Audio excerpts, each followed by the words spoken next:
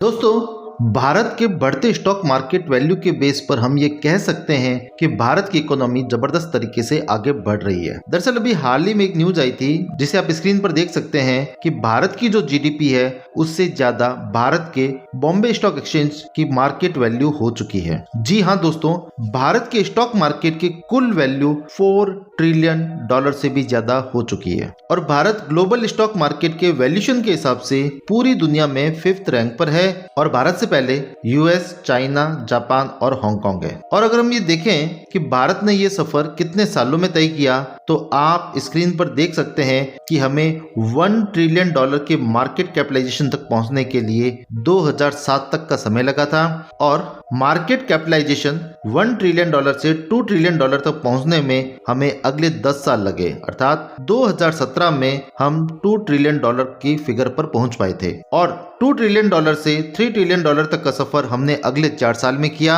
अर्थात 2021 में हम इस फिगर पे पहुंच पाए और $3 ट्रिलियन से $4 ट्रिलियन तक का सफर सिर्फ अगले 2 साल में हमने हासिल किया। ये बहुत जबरदस्त है। इसका अर्थ ये है कि पूरी दुनिया के निवेशक भारत की इकोनॉमी में विश्वास जता रहे हैं और 2023 में जो इन्वेस्टमेंट हुआ है उसमें FII और DII दोनों का योगदान है। सामान्यतया FII का योगदान हमेशा DII से ज्यादा होता है, परंतु 2023 में FII ने 1 लाख करोड़ इन्वेस्ट किए हैं तथा DII ने 1,70,000 करोड़ इन्वेस्ट किए हैं, अर्थात सिर्फ विदेशी निवेशक ही नहीं बल्कि भारतीय निवेशकों ने भी जबरदस्त अपना विश्वास जताया है और इसी कारण भारत का स्टॉक मार्केट $4 ट्रिलियन के बेंचमार्क पर पहुंच पाया है। और अगर हम लोग इसी तरीके से आगे बढ़ते रहे तो भविष्य में हम जर्मनी व जापान को पीछे छोड़कर दुनिया की 3rd इकोनॉमी बन जाएंगे, तो हमारी स्टॉक मार्केट की वैल्यू भी और ज्यादा बढ़ेगी और अगले 2-3 साल के अंदर अंदर हम दुनिया की 3rd इकोनॉमी बन जाएंगे, क्योंकि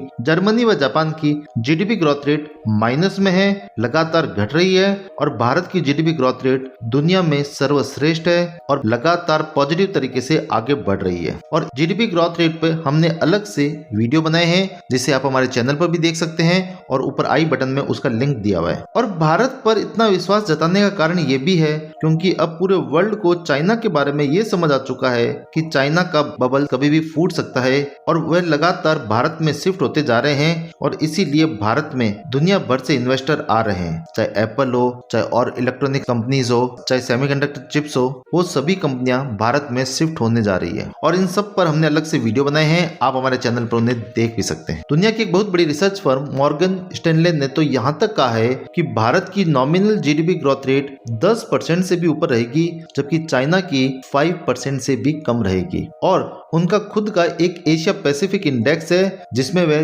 चाइना में इन्वेस्टमेंट का वेटेज लगातार कम कर रहे हैं और इंडिया के अंदर लगातार उसका परसेंटेज बढ़ा रहे हैं। और अमेरिका की इकोनॉमी भी लगातार खराब चल रही है और दुनिया के महान इन्वेस्टर वॉरेन बफेट ने तो इन्वेस्टर को यहाँ तक सलाह दे दी है कि अमेरिका की इकोनॉमी का इनक्रेडिबल पीरियड खत्म हो चुका है और आने वाले समय में अमेरिकन इकोनॉमी का भी बबल्स फूटता हुआ दिखेगा। तो इन सभी कंपनियां या इन सभी इन्वेस्टर के पास सबसे बढ़िया ऑप्शन आज के समय इंडिया ही है क्योंकि वहां पर बहुत ज्यादा यंग पॉपुलेशन है, सस्ती लेबर है और सरकार भी लगातार उन्हें इस चीज के लिए प्रोत्साहित कर रही है कि वे कंपनियां भारत आए और उन कंपनियों को टैक्स बेनिफिट और की भी छूट दी जाए। तो इन सभी कारणों से भारत की जीडीपी से ज्यादा भारत के स्टॉक मार्केट की वैल्यू हो चुकी है और भारत अब $5 ट्रिलियन के सफर पर निकल चुका है तथा न सिर्फ भारत की जनता बल्कि विदेशी निवेशक भी भारत सरकार के नीतिगत फैसलों पर साथ खड़े हैं और लगातार अपना विश्वास जता रहे हैं। और अभी हाल ही में 4 राज्यों के चुनाव परिणाम ने भी इस बात को साबित किया है कि जनता का विश्वास सरकार के साथ है।